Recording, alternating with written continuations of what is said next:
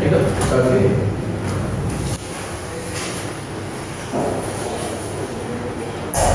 Previous lecture तक हमने देखा था कि पेरेंट सब्सिडी को एक्वायर करने के लिए किस किस तरह से कंसिडरेशंस दे सकता है, और इस हवाले से हम बिल्कुल क्लियर रहेंगे कि पेरेंट को सब्सिडी से बात करने की कोई भी जरूरत नहीं है।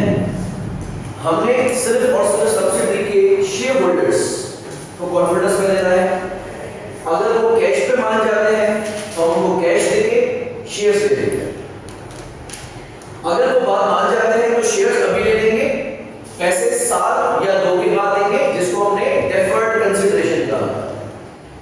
अगर वो मजीद पैसों की तकाजा करते हैं तो हम उनको कंडीशनल कंसीडरेशन भी दे सकते हैं कि अगर कोई पर्टिकुलर कंडीशन सेटिस्फाई हुई तो हम आपको और पैसे दे देंगे। चौथा, शेयर फॉर शेयर एक्सचेंज हो सकता है कि हम उनको कहेंगे कि आप सब्सिडी के शेयर्स हमें दें, बदले में पेरेंट कंपनी के शेयर्स आप ले लें। और पांचवा कि हम उनसे शेयर्स लेके बदले में अपने बॉन्ड्स, डिबेंचर्स या लोन ले सकते हैं। अब नेक्स्ट, इस हवाले से हम क्लियर रहेंगे कि इंडिविजुअल फाइनेंशियल स्टेटमेंट्स में जो ट्रीटमेंट होगी वो डिफरेंट होगी, और कंसोलिडेटेड फाइनेंशियल स्टेटमेंट्स में ट्रीटमेंट डिफरेंट होगी। ऐसा हरगिज नहीं है कि अगर कंसोलिडेशन में कोई एडजस्टमेंट की गई है तो इंडिविजुअल में भी वो एडजस्टमेंट की जाए। उसकी एक मिसाल देने लगा हूं। जिस दिन पेरेंट सब्सिडी का कंट्रोल हासिल करेगा, जिस दिन पेरेंट सब्सिडी का कंट्रोल हासिल करेगा, उस डेट को कहा जाएगा डेट ऑफ एक्विजिशन। क्या कहा जाएगा? Date of acquisition. और ये लाजिम है कि डेट ऑफ एक्विजिशन पे सब्सिडी के सारे नेट एसेट्स, सब्सिडी के तमाम नेट एसेट्स को रिवैल्यू करें, इंडिविजुअल में नहीं, सिर्फ और सिर्फ कंसोलिडेशन। और ये कंसोलिडेशन का प्रिंसिपल नंबर 1 कि डेट ऑफ एक्विजिशन पे सब्सिडी के पास जितने भी नेट एसेट्स, उन सारे नेट एसेट्स को हमें क्या करना है? रीवैल्यू करना है। सब्सिडी के पास नेट एसेट्स में प्रॉपर्टी, प्लांट एंड इक्विपमेंट भी हो सकती है, इंटेंजिबल एसेट्स भी हो सकते हैं, इन्वेंटरी भी हो सकती है, रिसीवेबल भी है, कैश इन बैंक भी है। जब मैंने कहा सारे नेट एसेट्स तो आई मीन सारे नेट एसेट्स, चाहे उसका इंडिविजुअल स्टैंडर्ड उसको रिवैल्यू करने की इजाजत देता हो या ना देता हो। लेकिन जब IFRS 3 बोलेगा, जब बिजनेस कॉम्बिनेशन बोलेगा तो सबको सुनना। मसलन पेरेंट ने सब्सिडी को 1 जनवरी 2025 में खरीदा है। क्या पेरेंट ने सब्सिडी को 1 जनवरी 2025 पे खरीदा है, और 1 जनवरी 2025 पे सब्सिडी के पास एक इन्वेंटरी है जिसकी कॉस्ट $8 लाख की है। देखो उसकी एनआरवी 8,70,000। सब्सिडी के पास इन्वेंटरी है जिसकी कॉस्ट 8 लाख है और एनआरवी 8,70,000 है। सब्सिडी को ये इन्वेंटरी किस वैल्यू पे दिखानी चाहिए? कॉस्ट पे कि एनआरवी पे?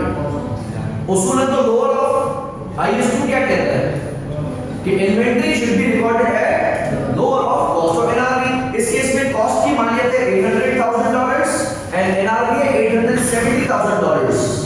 तो IAS 2 कहता है कि इसको 8 लाख पे दिखाना, लेकिन IFRS 3 कहेगा कि फेयर वैल्यू पे दिखाओ 870,000। तो कोई कहेगा सर कैसे कह रहे हो, IAS 2 इस बात की इजाजत नहीं देता। हमने IAS 2 को खामोश हो, क्योंकि हमने डेट ऑफ एक्विजिशन पे सारे नेट एसेट्स को मिसाल, सब्सिडरी के पास एक प्लांट है जिसकी नेट बुक वैल्यू $2,400,000 है, $24 लाख है, जबकि उसकी मार्केट वैल्यू $28 लाख है। सब्सिडरी कॉस्ट मॉडल पे सब्सिडरी ने IAS 16 का रिवैल्यूएशन मॉडल यूज ही नहीं किया, उसकी पॉलिसी ही नहीं है यूज करने की। प्लांट की नेट बुक वैल्यू कितनी है? 24 लाख, फेयर वैल्यू कितनी है? 28 लाख। हम किस में दिखाएंगे? 28 लाख पे। हम कहेंगे सर मास्टर लेकिन हमने रिवैल्यूएशन मॉडल फॉलो नहीं किया हुआ। सारे नेट एसेट्स को रिवैल्यू, किसके नेट एसेट्स को? पेरेंट के नहीं, सब्सिडरी के। हर साल नहीं, ओनली एक बार, only at the date of acquisition. मैं फ्री नहीं कर रहा हूं, मैं ये नहीं बोल रहा हूं कि हर साल हर ईयर में इसको रिवैल्यू करना, सिर्फ एक बार डेट ऑफ एक्विजिशन। क्लियर है?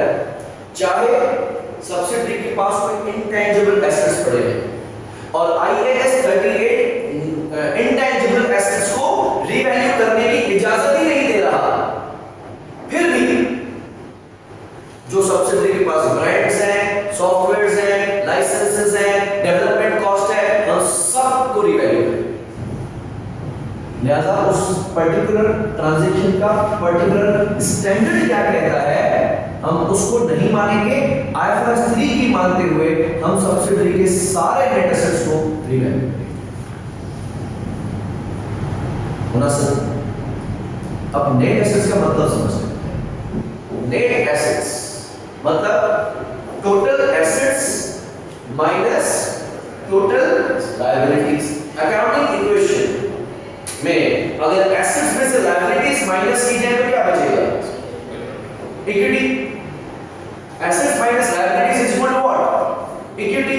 तो नेट एसेट्स का मकसद है इक्विटी। ध्यान से, अगर सब्सिडी का कोई एसेट बढ़ा तो नेट एसेट्स बढ़ेंगे, और अगर सब्सिडी का कोई एसेट गिरा यानी उसकी फेयर वैल्यू कम है तो नेट एसेट्स भी कम हो जाएंगे। अगर सब्सिडी की कोई लायबिलिटी बढ़ी तो नेट एसेट्स कम हो जाएंगे, और अगर कोई लायबिलिटी कम हो गई तो नेट एसेट्स बढ़ जाएंगे। तो हम रिकॉर्ड करेंगे fair value of net assets, किसके? Of subsidy. तो जिस कंपनी को आपने टेक ओवर किया है हमें उसके डे बुक्स नहीं चाहिए, नॉमिनल लेजर नहीं चाहिए, ट्रायल बैलेंस नहीं चाहिए, उसकी इंडिविजुअल फाइनेंशियल स्टेटमेंट्स उठाएंगे हम, और वो individual financial statement cost model lower of cost और एनआरवी पे बनी हुई होगी। हम कहेंगे कि हम एक बार only at the date of acquisition subsidiary की सारी बैलेंस शीट को, नेट एसेट्स को रिवैल्यू करेंगे।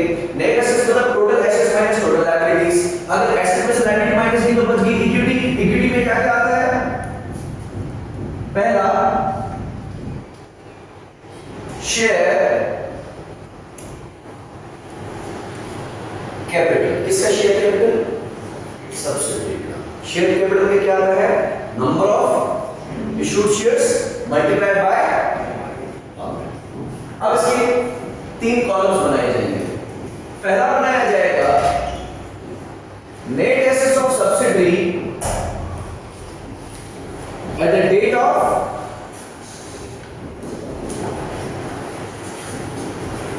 एक्विजिशन। जिस दिन मैंने सब्सिडरी को हासिल किया, कंट्रोल हासिल किया, उस दिन at the date of acquisition subsidy का शेयर कैपिटल कितना था ये बता दिया। दूसरा ईयर एंड या फिर रिपोर्टिंग डेट। मसलन अगर मैंने सब्सिडी को अक्वायर किया था 1 जनवरी 2025 पे और हम अकाउंट्स क्लोज कर रहे हैं 30 जून 2025, हमने सब्सिडी को खरीदा था जनवरी 2025 में और जून 2025 में, तो यहां पर रखेंगे जनवरी वाली फिगर्स और यहां पर रखेंगे जून वाली फिगर्स। क्लियर है? इवन अगर हमने सब्सिडी को खरीदा था आज से 3 साल पहले, हमने सब्सिडी को खरीदा था 1 जुलाई 2022 पे, तो पहला साल खत्म हुआ था 30 जून 2023, दूसरा साल 2024 और तीसरा साल 30 जून 2025। यहां पे कौन सी फिगर आएगी? 1 जुलाई 2022 वाली, जिस दिन आपने खरीदा था। बेशक एक डिकेड गुजर गई, जिस दिन आपने सब्सिडी को खरीदा था, आज से 2.5 साल पहले, 3 साल पहले, 6 महीने पहले, 1 साल पहले, जितना भी टाइम हो गया, डेट ऑफ एक्विजिशन और ये आज की तारीख है जिस दिन हम अपने फाइनेंशियल स्टेटमेंट्स को क्लोज कर रहे हैं, जिसको आप ईयर एंड भी कह सकते हैं, रिपोर्टिंग डेट भी कह सकते हैं। हम ये देखेंगे जिस दिन हमने सब्सिडी को खरीदा था तब उसका शेयर कैपिटल कितना था और आज सब्सिडी का शेयर कैपिटल कितना है। इन दोनों के डिफरेंस को कहा जाएगा पोस्ट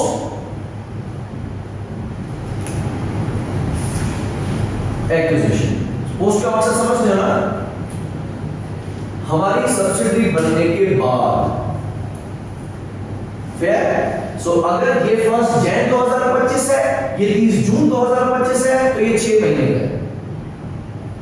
अगर ये 1 जुलाई 2022 है, ये 30 जून 2025 है, तो ये 3 सालों का फिगर पोस्ट एक्विजिशन। इजी है? अब एक कहानी हमारे सिलेबस की। हमारे सिलेबस में सब्सिडी, हमारी सब्सिडी बनने के बाद कभी भी शेयर इशू नहीं। हमारे सिलेबस में सब्सिडी, हमारी सब्सिडी बनने के बाद ना तो जनरल पब्लिक को शेयर इशू करेगी, ना तो राइट इशू करेगी, ना ही बोनस इशू करेगी। दैट मींस कि जितना share capital date of acquisition पे होगा, एग्जैक्टली उतना ही शेयर कैपिटल रिपोर्टिंग डेट पे होगा। तो हमारी सब्सिडी बनने के बाद इसमें कितना फर्क आएगा? 0। This will always be dot, क्योंकि सब्सिडी हमारे कंट्रोल में आने के बाद शेयर इशू नहीं, हम करने नहीं देंगे, क्योंकि हमारा कंट्रोल है। हम अपना कंट्रोल क्यों लूज करेंगे? लिहाजा हम उनको शेयर इशू नहीं करेंगे। दूसरा केस, शेयर कैपिटल के साथ एक दूसरा अकाउंट बनता है share premium, which is the difference between issue value and par value. तो सब्सिडी ने जब अपने शेयर इशू किए थे जनरल पब्लिक को, मुझे नहीं, क्योंकि मुझे शेयर सब्सिडी ने नहीं दिए हैं, मुझे शेयर सब्सिडी के शेयर होल्डर्स ने दिए हैं। तो जो एक्स्ट्रा पैसा मैंने दिया है वो एक्स शेयर होल्डर्स को दिया है, सब्सिडी को नहीं दिया। सब्सिडी ने जब शेयर इशू किए थे तब उसने जितना प्रीमियम हासिल किया था और जिस दिन मैंने उसको खरीदा तब उसके पास जो प्रीमियम पड़ा था। आई रिपीट माय सेंटेंस कि सब्सिडी बनने के बाद कोई भी शेयर इशू, ना बोनस इशू किया, ना राइट इशू किया, ना फुल प्राइस इशू किया, तो प्रीमियम पे कोई फर्क आएगा? तो प्रीमियम भी जैसा एक्विजिशन पे होगा वैसा ही ये मुनासिब। उसके अलावा क्या आता है इक्विटी में? Retain, yes retain earnings. जिस दिन हमने सब्सिडी को खरीदा उस दिन सब्सिडी की रिटेन्ड अर्निंग्स कितनी थी?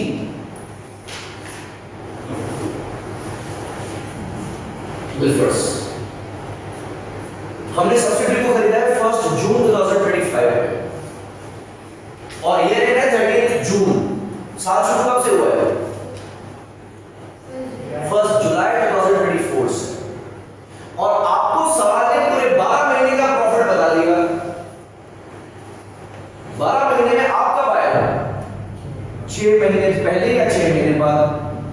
तो जुलाई से लेकर दिसंबर तक का जो प्रॉफिट है वो आप प्री एक्विजिशन में डाल देंगे, इसमें डाल देंगे, और जो टोटल प्रॉफिट है वो आप इसमें डाल देंगे।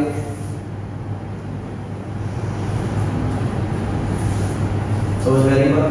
मसलन सब्सिडी को बने 8 साल हो चुके, जबकि मैंने इसको कब खरीदा है? आज से 6 महीने पहले। तो इसमें 7.5 साल का प्रॉफिट आएगा, इसमें 8 साल का प्रॉफिट आएगा। 8 साल के प्रॉफिट और 7.5 साल के प्रॉफिट में फर्क कितना? 6 महीने का। 6 महीने का प्रॉफिट मेरे दौरे हुकूमत में कमाया गया है। पोस्ट एक्विजिशन मतलब वो प्रॉफिट जो मेरी सब्सिडी बनने के बाद कमाया गया है। जैसा कि हम प्रीवियस लेक्चर में बात कर चुके कि मेरी सब्सिडी बनने से पहले उसने जो कुछ भी कमाया वो मेरे लिए हराम है। मैंने सिर्फ और सिर्फ वो इक्विटी कंसोलिडेट करनी है जो मेरे आने के बाद है। मैं सिर्फ इसको जानता हूं, पोस्ट एक्विजिशन। क्लियर है? यस। प्रॉफिट एक्यूमुलेटेड है या प्रॉफिट रीइन्वेस्टेड है? रीइन्वेस्टेड। तो वो प्रॉफिट जो डिविडेंड में बढ़ गए, मिसाल ऐसा सेट एक सब्सिडी को कुल मिला के 8 साल हुए हैं, जब से वो बनी है फॉर्मेशन टिल डेट उसको 8 साल हुए हैं। तो इन 8 सालों में उसने जो प्रॉफिट्स कमाए माइनस वो जो उसने पे आउट कर दिए, तो बाकी जो प्रॉफिट्स है वो रीइन्वेस्टेड इन रिटेन्ड अर्निंग्स है। तो वो अर्निंग्स जो उसने 7.5 तक की जमा की हुई थी, 7.5 साल की, और वो जो 8 साल तक की जमा है, इन दोनों में डिफरेंस है 6 महीने का। लेकिन अगर मैंने सब्सिडी को 3 साल पहले खरीदा था तो ये 5 साल तक के प्रॉफिट्स हैं, ये 8 साल तक के प्रॉफिट्स हैं, ये 3 साल का। पोस्ट एक्विजिशन टोटल उस टाइम का है जो मेरी सब्सिडी बनने के बाद कमाया गया है, बेशक 10 साल हुए, बेशक 3 महीने हुआ, बेशक 12 महीने हुआ, मैं लिहाज नहीं करूंगा। मैं जितना भी प्रॉफिट मेरे आने के बाद करूंगा। ओके, ये फिगर्स मैंने कहां से उठाई? थोड़ा ध्यान से समझिए। ये फिगर्स मैंने कहां से उठाई? ये फिगर्स मैंने सब्सिडी की इंडिविजुअल बैलेंस शीट से उठाई। क्या वो रिवैल्यूड होगी? इंडिविजुअल रिवैल्यूड हो जरूरी नहीं है। अब IFRS 3 मुझे लाजिम करता है कि डेट ऑफ एक्विजिशन पे आपने सब्सिडी के सारे नेट एसेट्स को रिवैल्यू करना है। लेकिन रिवैल्यू किसमें करूंगा? कंसोलिडेशन में कि इंडिविजुअल में भी? Only consolidation. तो कंसोलिडेशन में मे बी रिवैल्यूएशन मॉडल लगा हुआ हो और इंडिविजुअल में मे बी कॉस्ट मॉडल लगा हुआ हो। कंसोलिडेटेड में फेयर वैल्यू दिख रही है, उसमें नेट बुक वैल्यू दिख रही है, ऐसा हो सकता है, डिप्लोमेसी है। दोनों में सेम बात नहीं होगी। ये आपकी इसकी कैरी वैल्यू जो कि मैंने उसकी बैलेंस शीट से उठाई। अब मैं क्या करता हूं? रीवैल्यू करता हूं, तो पता चलता है कि सब्सिडी का कोई प्रॉपर्टी, प्लांट या इक्विपमेंट, सब्सिडी के पास कोई प्रॉपर्टी है, प्लांट है, इक्विपमेंट है, मशीन है, फिक्सचर है, फिटिंग है, मोटर व्हीकल है, any tangible non current asset जो कि अपनी नेट बुक वैल्यू पे रिकॉर्डेड है, लेकिन उसकी फेयर वैल्यू $4 बिलियन ज्यादा है। सो मसलन अगर उसकी नेट बुक वैल्यू 26 मिलियन है, 26 मिलियन है, और उसकी फेयर वैल्यू कितनी है? 30। नेक्स्ट में दिखाऊंगा 30, 26 में तो दिखाया हुआ है। मैं बाकी कितनी एंट्री पास करूंगा? 4 की। तो मैं इस केस में दिखाऊंगा 4 million at the date of acquisition. अब ये बात आ रही है, ये बात भी एट एक्विजिशन है, ये भी एट है, यानी जो यहां होगा वो यहां भी होगा, ये अक्यूमुलेटेड है। सही है? तो ये 1 जनवरी तक है, ये 30 जून तक है। जो 1 जनवरी पे होगा वो जून में तो आएगा ना। तो वही सेम 4 मिलियन आपने यहां भी दिखाने हैं, वही सेम 4 मिलियन आपने यहां भी दिखाने हैं। ये दिखाने के लिए कि ये इजाफा मेरे आने के बाद नहीं हुआ है। सब्सिडी की प्लांट की फेयर वैल्यू वैसे ही बढ़ी हुई थी, लेकिन गाफिल था, वो मान नहीं रहा था। मैंने उसने जब उसकी मार्केट वैल्यू चेक की तो 26 मिलियन वाले प्लांट की फेयर वैल्यू 30 मिलियन थी। ये मेरी वजह से नहीं हुई है, मैंने सिर्फ उसको रिवैल्यू करने को कहा है। तो 4 मिलियन एक्विजिशन में भी दिखा दिया और 4 मिलियन रिपोर्टिंग में भी दिखा दिया। तो मेरे आने के बाद ऐसा हुआ कितना हुआ? कोई क्या अब सब्सिडी को रिवैल्यूएशन भी ले जाना है? क्या आप सब्सिडी को हर साल अपने एसेट रिवैल्यू करने हैं? नहीं, मैंने गुजारिश की सिर्फ एक बार, और वो भी कब? Date of acquisition. उसके बाद मैं आपको एक बार नहीं कहूंगा कि रिवैल्यू करो। तो आप अभी भी कॉस्ट मॉडल पे हो और आपने कहा कि हम लिक्विडेशन मॉडल में नहीं आना चाहते, तो ना सिर्फ एक बार आपने मेरा कहा माना, आपने इसको 4 मिलियन से बढ़ा दिया, लेकिन वो भी कंसोलिडेशन में, इंडिविजुअल में।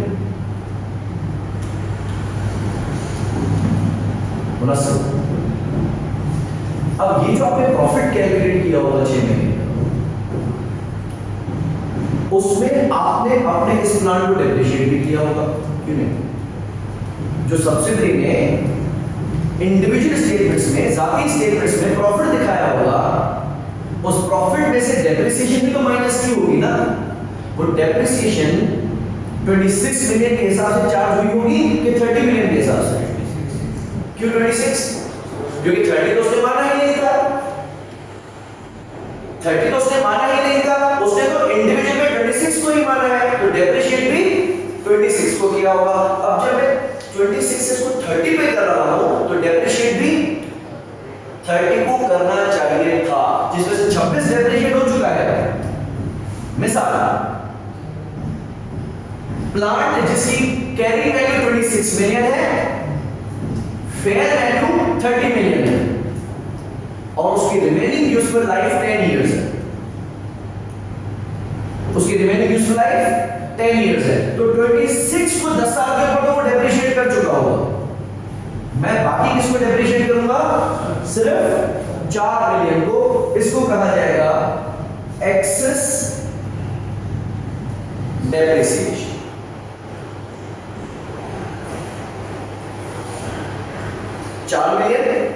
डिवाइडेड बाय 10 कितना बना? 0.4, 4 lakh multiply by 6 divided by 12, मतलब 6 महीने हुए। अगर जनवरी से लेकर जून की कहानी है तो सिर्फ 6 महीने की डेप्रिसिएशन होगी।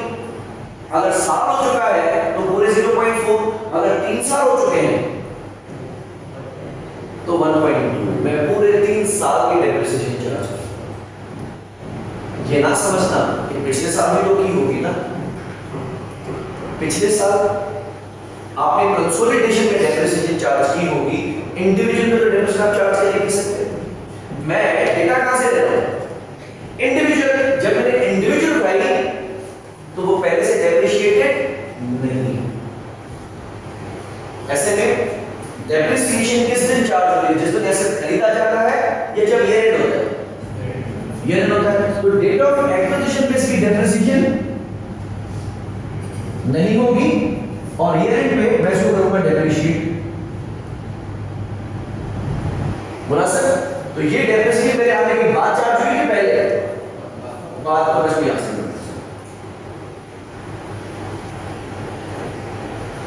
डेप्रिसिएशन पहले फॉर एग्जांपल हमारा एसेट 10 इयर्स पुराना है, लेकिन आपने जब एक्विजिशन की था उसकी यूजफुल लाइफ उसमें 3 साल हो गई, तो आप जो एक्सेस डेप्रिसिएशन है वो पूरे 10 साल की नहीं, जो मेरे आने से पहले हो गया उसको तो मैं कुछ नहीं कर सकता। मैं रिवैल्यू कब कर रहा हूं? 13 साल पीछे जाके कि अभी कर रहा हूं, तो मैं रिमेनिंग 3 साल की डेप्रिसिएशन चार्ज करूंगा। इससे कंसिस्टेंसी पे अफेक्ट नहीं होगा। क्यों? इससे पिछले साल में आपने कम डेप्रिसिएशन चार्ज किया, इस साल ज्यादा। तो अगर आप कॉस्ट मॉडल चार्ज कर रहे थे और आप रिवैल्यूएशन मॉडल पे आ गए हैं, तो हमने एक बात पढ़ी थी कि ये कोई चेंज इन अकॉर्डिंग पॉलिसी नहीं है कि मैं रेट्रोस्पेक्टिव जाके ठीक करूं। जब भी एसेट की remaining useful life, residual value, pattern of benefits change होंगे तो प्रोस्पेक्टिव होंगे। स्टैंडर्ड खुद कह रहा है ना, तो मैं क्यों बिना वजह 10 साल पीछे जाऊं? क्योंकि मुझे आज से 10 साल पुराने तो मार्केट वैल्यू पता ही नहीं है, मुझे तो वैल्यू अभी की पता है। तो जिस दिन रिवैल्यू हुआ है उस दिन के बाद से वो एक्सेस डेप्रिशिएट होगा ना। मुझे आज से 6 साल पुरानी वैल्यू पता भी नहीं और मेरा कंसर्न भी नहीं है, क्योंकि मैंने उसको सिर्फ और सिर्फ एक्विजिशन में रिवैल्यू, उससे पहले नहीं उसके बाद। जी लॉस भी हाँ जी हाँ जी हाँ जी बिल्कुल, अगर डाउनवर्ड भी है, लेट्स अज्यूम वो एसेट जिसकी कैरी वैल्यू 26 मिलियन है और फेयर वैल्यू 24 मिलियन है, तो हम किस पे दिखाएंगे? 24 पे दिखाएंगे। तो 2 मिलियन आप यहां से माइनस करोगे और 2 मिलियन की डेप्रिसिएशन रिवर्स करोगे, बिकॉज़ कंपनी ने 26 ही मानना है, सब्सिडी 24 नहीं मानेगी। इंडिविजुअल स्टेटमेंट्स में ऐसे 26 का है, 26 का ही रहेगा और 26 के हिसाब से डेप्रिशिएट होगा, 30 के हिसाब से आप करोगे, 24 के हिसाब से आप करोगे। मुनासिब। अब हम उसको समझ करेंगे कि डेट ऑफ एक्विजिशन पे नेट एसेट्स की वर्थ कितनी है, fair value of net assets, और रिपोर्टिंग डेट पे नेट एसेट्स की वर्थ कितनी है, दिस माइनस दिस, ये आ गया पोस्ट एक्विजिशन नेट एसेट्स जो मेरे आने के बाद कमाई में लगाए गए। तो डेफिनेशन आता है यस सही के बाद में सब्सिडी को खरीदना, ये वो भी शेयर होल्डर होंगे ना। हाँ, बिल्कुल। बोनस वगैरह आप नहीं देंगे, वो इशू नहीं करेंगे। उनको बोनस भी देने हैं। देखो बोनस जब आप दोगे, सब्सिडी जब भी बोनस इशू करेगी तो सारे शेयर होल्डर्स को मिलेगा, फिर तो पेरेंट को भी मिलेगी, लेकिन पेरेंट इन दैट केस कभी भी ये बोनस या राइट इशू होने नहीं देगी। उसको कहेंगे कि जब भी पैसों की जरूरत पड़े मुझसे ले लेता, मैं बाकी लोगों से क्यों पैसे दूं, ये ऐसे कंट्रोल आपके पास आ गया। क्योंकि कंट्रोल मेरे पास है। मैं मजीद शेयर होल्डर्स को अपने सर पर सवाल नहीं करना चाहता, मैं चाहूंगा जितने कम हो उतना बेहतर। डिविडेंड जाएगा। हाँ डिविडेंड जाएगा। So what is bonus ज़्यादा beneficial to parents के लिए? इशू करवा सकती है। मैंने आपको एक सब चीज ये कि हमारे सिलेबस के हद तक सब्सिडी बनने के बाद शेयर इशू नहीं है। मैंने ये नहीं कहा कि कभी भी नहीं करेंगे। So if ever parent believes कि we need to declare the bonus, they can, वो सब्सिडी को अप्रूवल देगी, सब्सिडी बोनस इशू करेगी, राइट भी इशू कर सकती है, लेकिन हमारे सिलेबस में ये हमेशा खाली रहेगा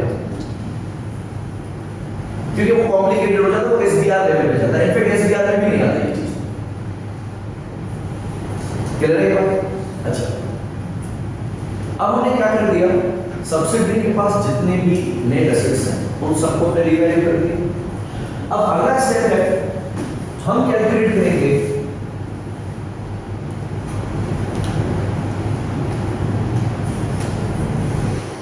goodwill. What is goodwill? It is an intangible asset, but this is not dealt with by IAS 38. इसकी कैलकुलेशन IFRS 3 बता, and goodwill कहा जाता है excess of consideration में पहले पढ़ चुके हैं, over fair value of net assets at date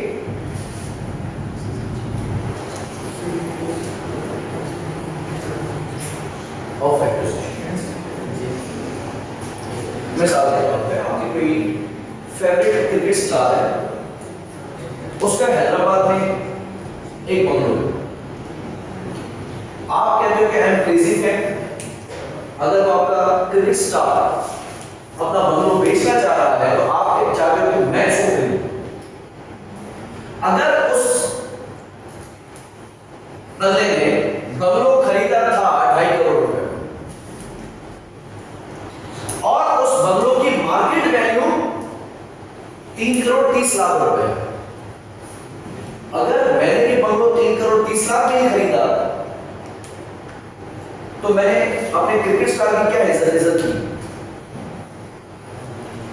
अगर बंगलो खरीदा उसने था 2.5 करोड़ रुपए का, 25 मिलियन का, और उसकी मार्केट वैल्यू 33 मिलियन है, और मैंने अगर उसको कहा कि आपका बंगलो है, ये मुझे खरीदना है, मुझे दे दे 33 में, तो 33 में तो कोई भी खरीद रहा है, आपके फैन होने का मुझे क्या फायदा?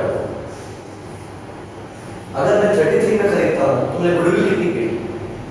कुछ भी नहीं। गुडविल कहा जाता है मार्केट वैल्यू से भी ज्यादा अगर उस प्रॉपर्टी की मार्केट वैल्यू 33 मिलियन है, लेकिन आप कहते हो कि मैं आपसे 37 मिलियन में ये बंगलो खरीदने के लिए तैयार हूं, तो 3 करोड़ 30 लाख रुपए वाला बंगलो अगर आप 3 करोड़ 70 लाख रुपए में खरीद रहे हो, तो 40 लाख रुपए का बंगलो के पैसे दे रहे हो? नहीं, बंगलो के पैसे देते ही नहीं है। 40 लाख रुपए मैंने सिर्फ इस वजह से दिए कि मैं फैन हूं। तो सब्सिडी की कैरिंग वैल्यू से ज्यादा पैसे देना कोई बड़ी बात नहीं है। बड़ी बात तब है जब उसकी fair value of net asset से भी ज्यादा पैसे देना। गुडविल, फेयर वैल्यू बढ़ जाने को गुडविल नहीं कहते भाई। अगर सब्सिडी किसी दौर में बनाई गई थी और उस दौर में सब्सिडी बनाई गई थी अगर $80 मिलियन की, आज सब्सिडी की मार्केट वैल्यू $120 मिलियन है, तो 40 मिलियन उसकी गुडविल नहीं है।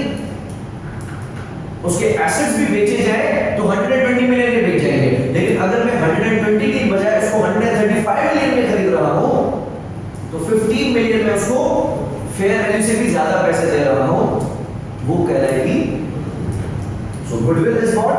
द एक्सेस ऑफ कंसीडरेशन, जितने में आपने सब्सिडी को खरीदा है, अगर वो fair value of net asset से भी ज्यादा है, तो जितने से ज्यादा है उसको गुडविल कहते हैं।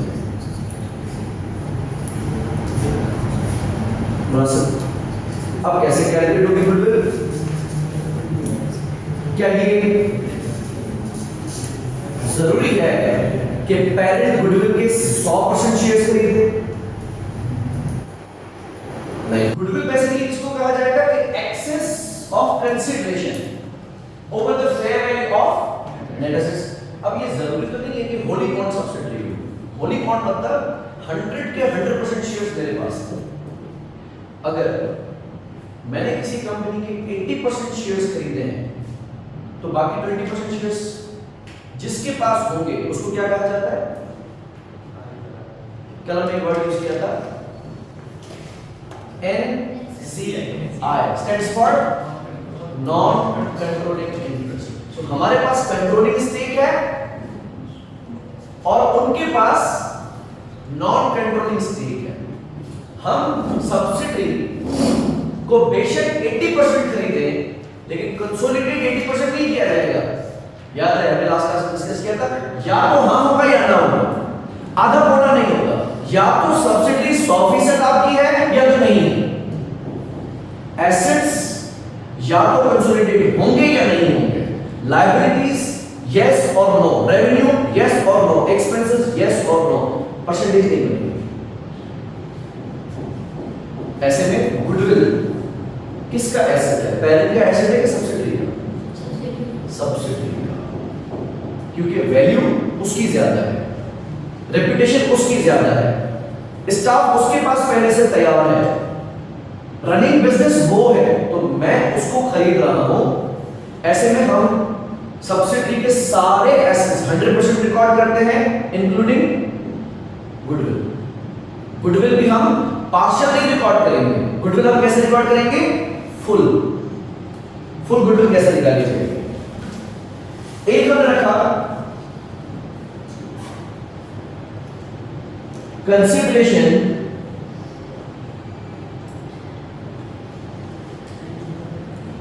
By parent. 5 तरीके में पढ़े: cash, deferred, contingent, share exchange, debt instruments. जो हमने एंट्री में डेबिट किया इन्वेस्टमेंट इन सब्सिडी, ये हो गया, जो कि इंडिविजुअल स्टेटमेंट्स में तो दिख रही थी, कंसोलिडेशन में नहीं। ठीक है, ये आ गई हमारी इन्वेस्टमेंट इन सब्सिडी। बट अगर आपने सब्सिडी के खरीदे ही 70% शेयर्स हैं, तो पैसे कितने शेयर्स के दिए होंगे? 70%। तो ये सब्सिडी की 100% वैल्यू तो नहीं है ना, बाकी 30% किसके पास है? जिसके पास भी है उसको नाम क्या दिया जाएगा? NCI। हम डेट ऑफ एक्विजिशन रखेंगे फेयर वैल्यू ऑफ NCI। यानी अगर सब्सिडी के टोटल शेयर्स 10 मिलियन है, उसमें से मैंने कितने खरीदे हैं? 7 मिलियन। अगर 10 मिलियन में से मैंने 70% खरीदे हैं तो 7 मिलियन, बाकी 3 मिलियन शेयर्स जिनके पास है उनका नाम है एनसीआई। तो मैं रखूंगा 3 मिलियन शेयर्स, यानी शेयर्स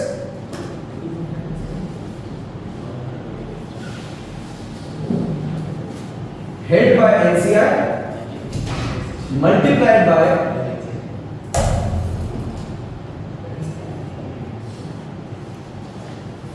शेयर प्राइस।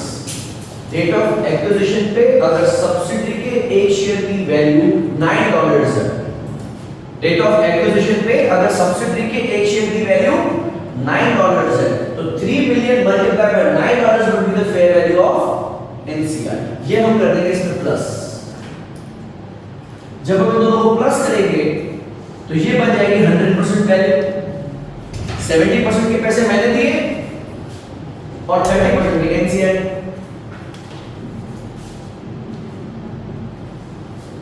ऐसे केस में ये बन गई 100% कंसीडरेशन। इसमें से हम माइनस करेंगे fair value of net assets at the date of, ये जो हमने यहां से कैलकुलेट की, जिस दिन हमने सब्सिडी को खरीदा था उस दिन उसके नेट एसेट्स की जो वैल्यू थी वो हमने कंसीडरेशन में से कर ली माइनस। ये अमाउंट आ जाएगा गुडविल।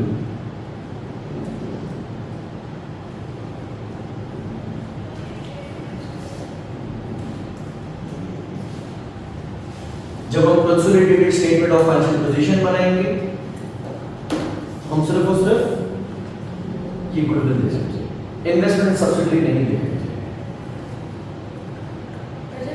गुडविल दिखा क्यों रहे हैं? वो तो तब दिखाते हैं ना जब आप परचेज करते हैं। Yes, so this is what you are doing, is कि आपने सब्सिडी को परचेज किया, इंटरनली जनरेटेड नहीं है।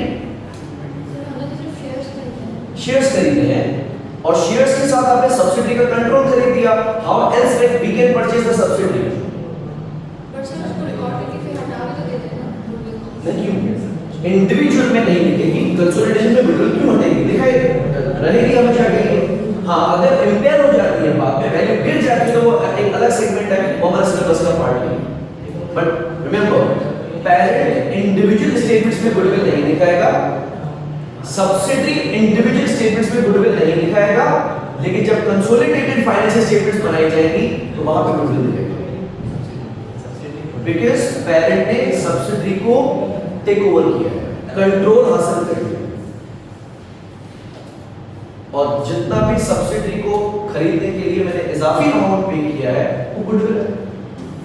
और मैं दिखाऊंगा, हमेशा के लिए दिखाऊंगा, हटाऊंगा नहीं। Fine, moving forward. अब क्या होगा? पहला हमें कैलकुलेट करना है कि पेरेंट ने जो कंसीडरेशन दी है वो कितनी है, जो कि हम प्रीवियस क्लासेस में देख चुके। उसके बाद हम सब्सिडी के तमाम नेट एसेट्स को करेंगे रीवैल्यू, फिर हम कंपेयर करेंगे जितना पैसा हमने दिया और जितनी उसकी फेयर वैल्यू है, जो इजाफी अमाउंट है वो गुडविल है। And goodwill is an intangible asset जो कि कंसोलिडेशन में दिखेगा। अब जब हम पेरेंट और सब्सिडी की इंडिविजुअल स्टेटमेंट्स को आपस में जोड़ेंगे तो उसमें एक तो हमने एसेट्स को एसेट्स में जोड़ दिए, लायबिलिटीज को लायबिलिटी में जोड़ दिया और इक्विटी को इक्विटी में जोड़ दिया। ऐसे केस में कुछ एडजस्टमेंट्स होंगी, जिसमें से एक एडजस्टमेंट कहलाती है intra group balances. Intra group मतलब ग्रुप टू ग्रुप, पेरेंट और सब्सिडी के दरमियान में अगर कोई बैलेंस है। एक एग्जांपल, पेरेंट ने क्रेडिट पे गुड्स बेचे सब्सिडी को और सब्सिडी ने उसकी पेमेंट नहीं की, तो पेरेंट के अकाउंट में क्या दिखेगा? रिसीवेबल, और सब्सिडरी के अकाउंट्स में क्या दिखेगा? पेएबल। इंडिविजुअल में ये रिसीवेबल भी जायज है और सब्सिडरी के पास पेएबल भी जायज है, लेकिन जब हम दोनों स्टेटमेंट्स मिलाएंगे तो अपने आप से रिसीवेबल और अपने आप को पेएबल बैलेंसेस नहीं शो होने चाहिए। तो इंट्राग्रुप बैलेंसेस में if there are receivables and payables, अच्छा ये डायरेक्शन चेंज भी हो सकता है। सब्सिडरी ने गुड्स बेचे हैं पेरेंट और पेरेंट ने अभी तक पैसे नहीं दिए, तो रिसीवेबल किसके लिए है? सब्सिडरी के लिए, और पेएबल किसके लिए है? पेरेंट के लिए। फिर भी हम इसको एलिमिनेट करेंगे, बोला सर। तो अगर इंट्राग्रुप रिसीवेबल्स और पेएबल्स हैं तो हमने इनको करना है एलिमिनेट। कैसे एलिमिनेट किया जाएगा? डेबिट कर देंगे पेएबल्स एंड क्रेडिट कर देंगे रिसीवेबल्स। कॉन्ट्रैक्ट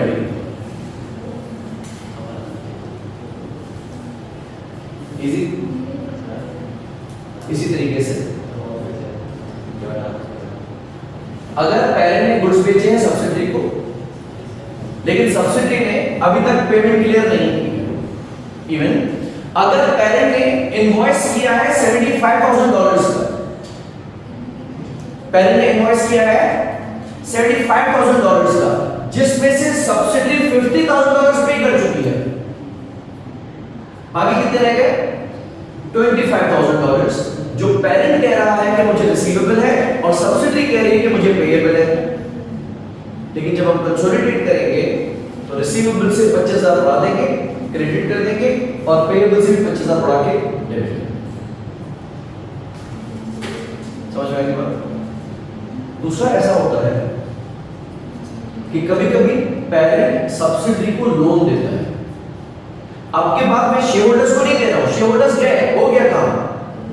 सब्सिडरी को अपने कैश फ्लोस को फाइनेंस करने के लिए कुछ पैसे दरकार था, तो पेरेंट ने $50,000 $5 मिलियन सब्सिडरी को लोन दे दिया।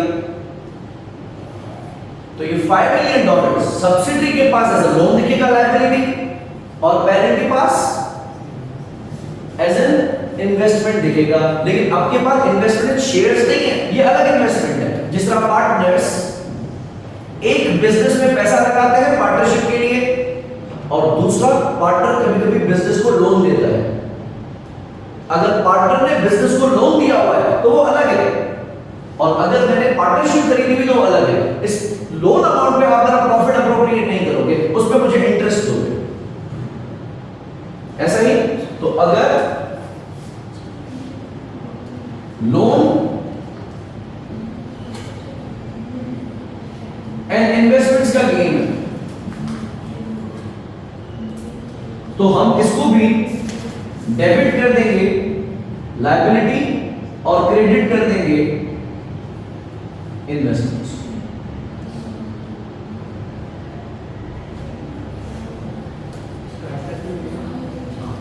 अगर इंटरेस्ट मिल चुका है तो पेरेंट के लिए इंटरेस्ट इनकम है और सब्सिडरी के लिए फाइनेंस कॉस्ट है, उसका मुझसे कोई लेना देना नहीं।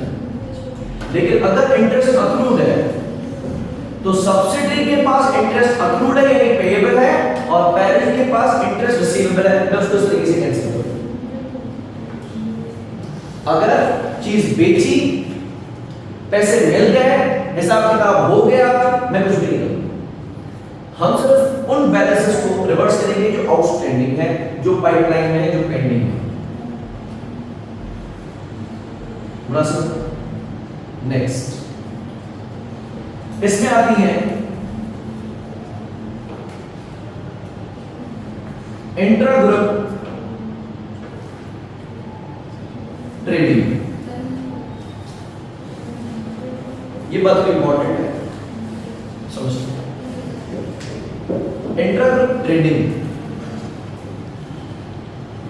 एक हो गया इंट्राग्रुप बैलेंसेस, उसकी हम बात कर चुके हैं। इंट्राग्रुप ट्रेडिंग से पेरेंट ने 1.5 लाख रुपए का स्टॉक परचेज किया। पेरेंट ने 150,000 का स्टॉक परचेज किया और वो सब्सिडी को 2 लाख रुपए में चिपका दिया। बोला सर, अब ये इन्वेंट्री किसके पास है? पेरेंट के पास या सब्सिडी के पास? पेरेंट ने बेच दी, लेकिन किसको? सब्सिडी को। इसको इंट्राग्रुप ट्रेडिंग करना। अब अगर सब्सिडी 2 लाख रुपए दे चुका है पेरेंट को, तो ये वाला चैप्टर क्लोज है। पेरेंट ने 2 लाख रुपए में गुड्स बेचे सब्सिडी को, और सब्सिडी ने हाथ क्या क्या महीने के बाद पेमेंट कर दी। साल खत्म होने से पहले पहले रिसीवेबल पेमेंट क्लियर हो चुका था, तो इंट्राग्रुप बैलेंस वाला चैप्टर क्लोज है। अब बात आती है कि इन्वेंट्री कहां है, तो पता चलता है कि इन्वेंट्री सब्सिडी के पास है और अभी तक अनसोल्ड है। इन्वेंट्री की कॉस्ट कितनी थी? 1.5 लाख। सब्सिडी ने कितने में रिकॉर्ड की हुई है? 2 लाख है, क्योंकि कॉस्ट टू सब्सिडी क्या है? And remember, subsidy is a separate legal entity. उसने किसी पेरेंट कंपनी से 2 लाख रुपए में माल खरीदा है, तो उसने इन्वेंट्री को डेबिट किया 2 लाख और कैश को क्रेडिट किया 2 लाख। साल खत्म हुआ, लेकिन इन्वेंट्री बिक ना सकी, अभी भी पड़ी। कितने पे पड़ी? 2 लाख पे। क्या ये इसकी रियल वर्थ है, या आपने आपस में गड़बड़ करके इसको बढ़ाया है? गड़बड़ करके इसको बढ़ाया है। इसकी रियल वर्थ 1.5 लाख है। तो इंडिविजुअल में सब्सिडी इसको 2 लाख में दिखा सकता है, मुझे कोई एतराज नहीं। लेकिन जब हम कंसोलिडेट करेंगे तो पेरेंट अपने आप से प्रॉफिट नहीं कमा सकता। पेरेंट ने गुड्स कितने में बेचे? 2 लाख में। कॉस्ट ऑफ सेल कितनी थी? 1.5 लाख। तो 50,000 का जीपी किससे कमाया? सब्सिडी से, यानी अपने ही आप से। इंडिविजुअल में पेरेंट 1.5 लाख रुपए का प्रॉफिट दिखा है, मुझे कोई एतराज नहीं। इंडिविजुअल में सब्सिडी 2 लाख रुपए की इन्वेंट्री दिखा है, हमें कोई एतराज नहीं है। लेकिन कंसोलिडेशन में अपने ही आप को गुड्स बेच के प्रॉफिट कमाया जा रहा है और इन्वेंट्री को ओवरस्टेट किया जा रहा है। ये सही। हम इन्वेंट्री को 50,000 से रिवर्स करें। इन्वेंट्री कितने पे? 2 लाख पे। होनी कितनी चाहिए? 1.5 लाख पे। तो इन्वेंट्री को गिराने के लिए डेबिट करना पड़ेगा कि क्रेडिट? क्रेडिट। इन्वेंट्री आ गई 1.5 लाख पे, और पेरेंट की प्रॉफिट को मैं 50,000 से डेबिट मानूंगा। पेरेंट का प्रॉफिट, रिटेन अर्निंग्स 50,000 डेबिट करने का मकसद प्रॉफिट को कम कर देना। समझ में आती है? अब इसमें थोड़ी टेक्निक है। एक है इसमें इंट्रा ग्रुप प्रॉफिट। ये वो प्रॉफिट है जो पेरेंट ने सब्सिडी को गुड्स बेच के या सब्सिडी ने पेरेंट को गुड्स बेच के कमाया है। इंट्रा ग्रुप प्रॉफिट मतलब वो प्रॉफिट जो पेरेंट ने सब्सिडी को गुड्स बेच के या सब्सिडी ने पेरेंट को गुड्स बेच के कमाया है। इस केस में 50,000। इस प्रॉफिट को क्या कहा जाएगा? Intra group. Let me make it clear कि इस प्रॉफिट से मुझे IFRS 3 को कोई दिक्कत नहीं, भले कम। लेकिन दूसरा प्रॉफिट होता है अनरियलाइज्ड प्रॉफिट।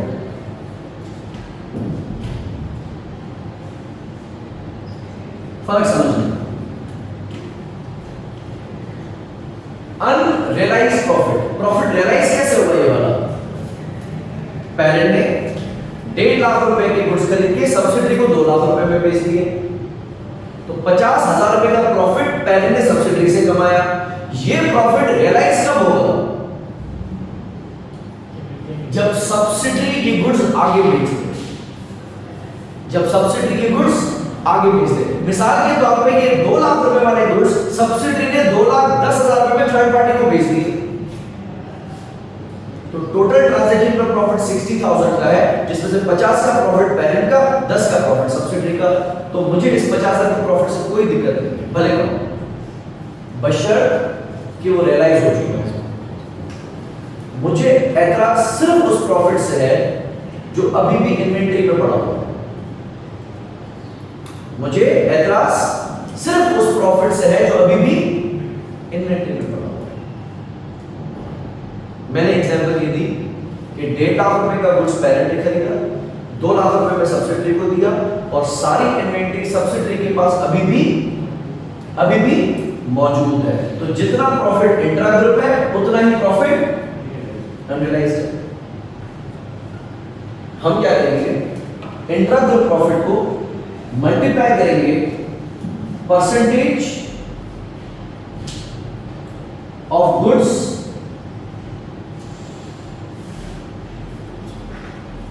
अनसोल्ड से। पहले ने 1.5 लाख वाली चीज बेची 2 लाख में।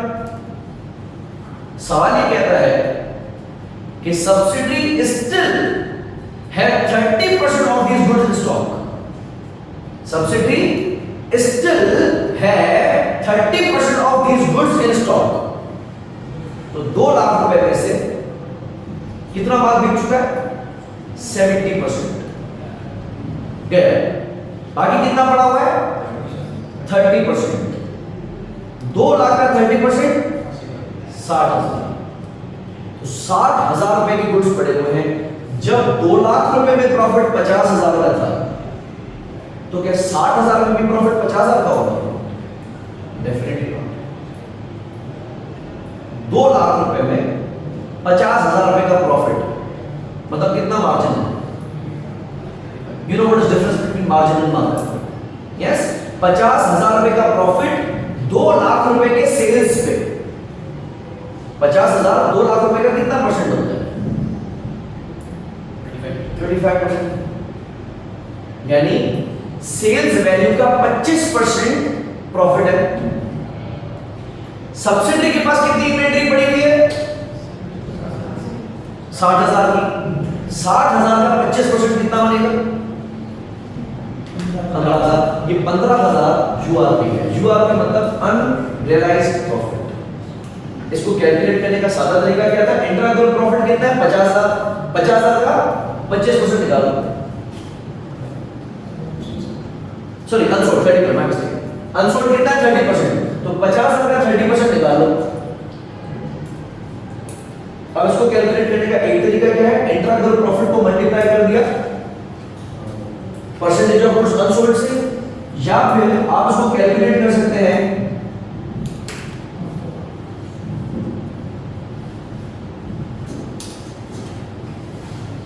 अनसोल्ड स्टॉक, यानी जितना सामान सब्सिडी के पास पड़ा है मल्टीप्लाई बाय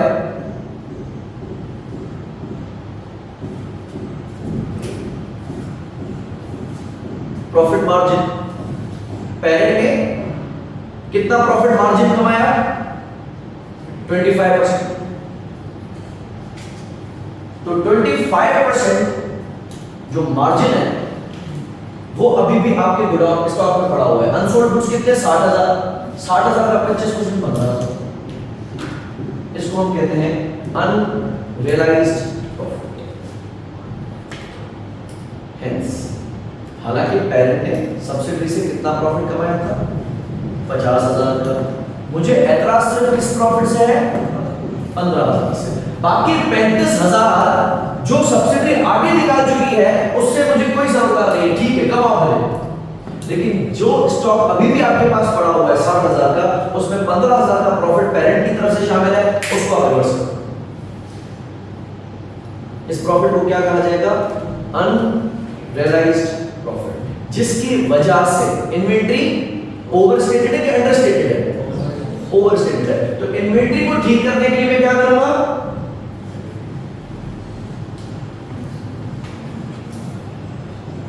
क्रेडिट कर दूंगा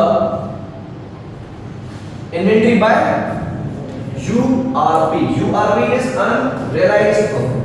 15,000 से इन्वेंटरी को क्रेडिट कर दिया।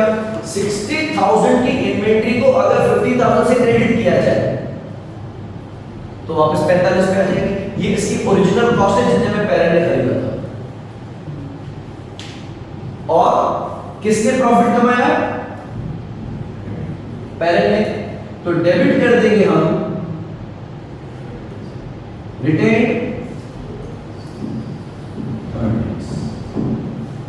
बाय, क्योंकि पेरेंट का जो प्रॉफिट है इंडिविजुअल स्टेटमेंट्स में, उसमें ये पूरा 50,000 का प्रॉफिट है। 50 से मैं सिर्फ 15 हटा दूंगा, जितना प्रॉफिट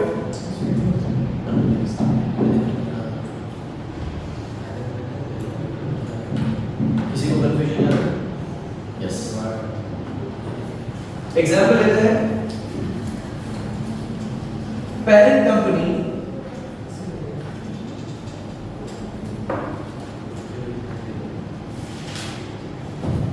sold goods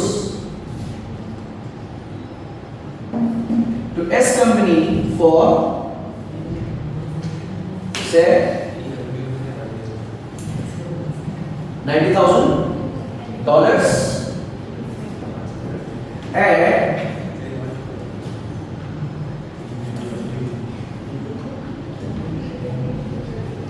20% margin.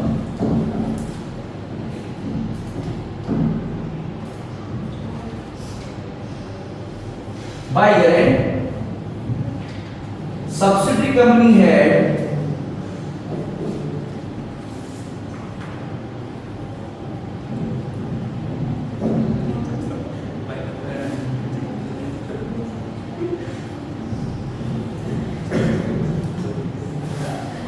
सही है, क्या समझते हैं? पेरेंट ने सब्सिडी को गुड्स कितने में बेचे हैं? $90,000 पे, जिसपे 20% का क्या है? मार्जिन है। सवाल, क्या 90,000 का 20% निकाल सकता हूं? क्या 90,000 पे 20% लग जाएगा? हाँ कि ना? क्यों? क्योंकि 90,000 प्राइस है और 20% मार्जिन है, तो मार्जिन लगता है किस पे? सेल्स पे। तो 90,000 का 20% कितना बनेगा? 18,000। What is 18,000? कौन सा प्रॉफिट? Intra group profit. इस 18,000 से आपको कोई तकलीफ है? हम कहेंगे नहीं। बाद में पता चलता है कि बाय ईयर एंड, साल खत्म होने तक, subsidiary company had 40% of these goods still in stock. इस 90,000 में से कितना माल अभी भी सब्सिडरी के पास पड़ा हुआ है? 40%। 90,000 का 40% 36,000। 36,000 में जो प्रॉफिट है उससे मुझे टकरा सकता है। तो कैलकुलेट करने के मैंने आपको दो तरीके बताए। पहला, यूआरपी कैलकुलेट करने का तरीका क्या है? इंट्रा ग्रुप प्रॉफिट का परसेंटेज ऑफ गुड्स सोल्ड निकालना है। इस केस में पहले ने गुड्स बेचे हैं 90,000 के, और उस पे पहले ने प्रॉफिट कितना कमाया है? 20%। तो पहले ने टोटल प्रॉफिट कमाया है, what would you name this 18,000? Internal profit. कोई दिक्कत इससे? नहीं से। फिर पता चलता है कि इसमें से कितने गुड्स अभी भी सब्सिडरी ने अपने पास रखे हुए हैं। तो हमने क्या किया? परसेंटेज ऑफ गुड्स अनसोल्ड, इस पे मैंने लगा दिया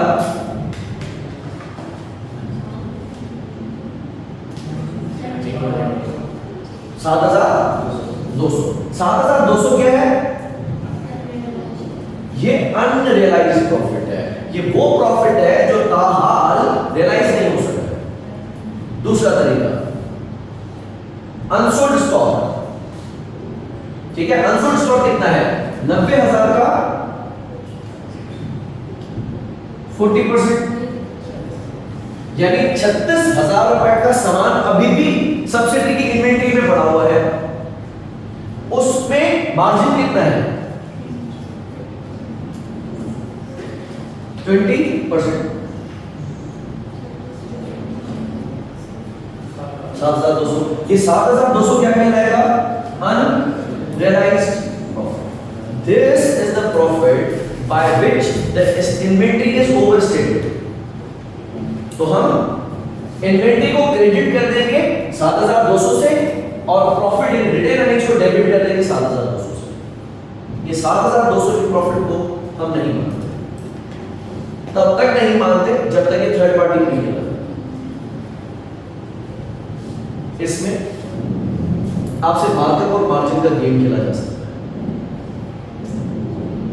markup is percentage on cost and margin is percentage on.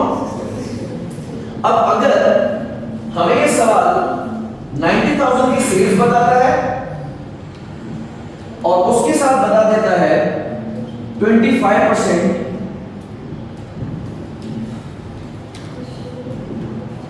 Margin, तो क्या मैं 90,000 को 25% से मल्टीप्लाई कर सकता हूं? नहीं कर सकता, बिकॉज 25,000 इस पे एप्लीकेबल नहीं है। तो कैसे करेंगे? 25 डिवाइड बाय 125 कैसे करोगे? 90,000 मल्टीप्लाई बाय 25 डिवाइड बाय 125 नहीं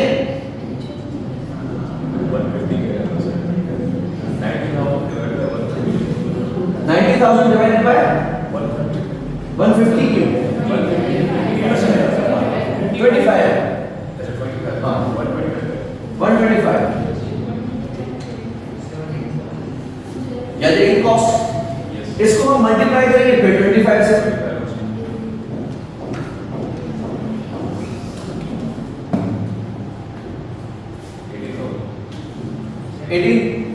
18,000 हमारा इंट्राग्रुप प्रॉफिट है। सो सिंपली गेन क्या किया जा सकता है? आपको बताया कि सब्सिडी के पास, अच्छा ये नहीं पता कि पेरेंट ने सब्सिडी को कितने के गुड्स बेचे, सिर्फ ये बताता है inventory of subsidy includes inventory of subsidiary includes goods of $30,000 purchased from parent। अब पेरेंट ने कितने गुड्स बेचे, उसमें से कितने आगे बिक गए, कहानी नहीं कर रहे, सिर्फ नेट बात हम कर रहे हैं that inventory of subsidiary at year end includes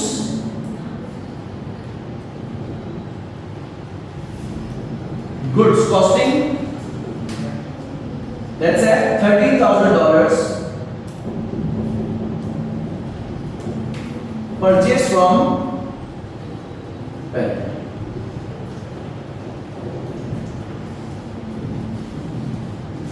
और बताता है parent company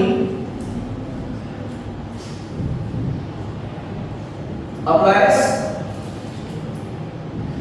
33.33% markup from subsidy।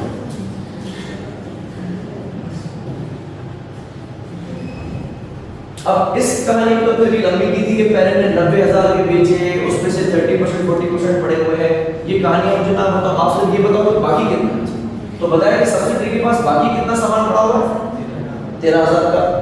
ये 13,000 कॉस्टिंग 13,000, ये समझना जरूरी है। Costing to whom?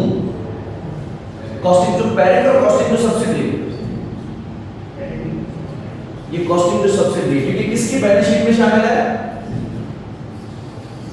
तो सब्सिडी के लिए जो कॉस्ट है पेरेंट के लिए वो प्राइस होगी, क्योंकि पेरेंट ने ही बेची है ना, तो पेरेंट के लिए जो प्राइस थी वो सब्सिडी के लिए कॉस्ट है।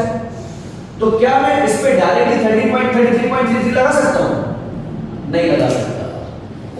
ऐसे केस में हम फिर इसमें से निकालेंगे 13,000 मल्टीप्लाइड बाय 33 डिवाइडेड बाय 130। ये डायरेक्टली जुआल पे आ जाएगा कितना? 3 to 4।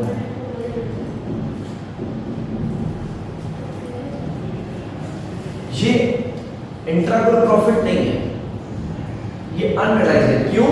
क्योंकि ये इन्वेंट्री में पड़े हुए गुड्स का प्रॉफिट है। तो जितना प्रॉफिट इन्वेंट्री में मौजूद है वो अनरियलाइज्ड। डेबिट करेंगे रिटेन अर्निंग्स 3250 से, क्रेडिट कर देंगे इन्वेंट्री 3 to 5%। इनफ फॉर बेटा